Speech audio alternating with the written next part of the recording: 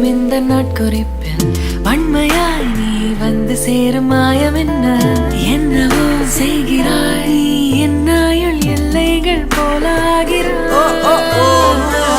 காந்தமாய் என்னை ஈர்க்கும் உந்தன் அன்பு இன்று சாந்தமாய் என்னை கட்டி போடும் காலம் என்ன கேட்கிறேன் கூரடி பெண்மையே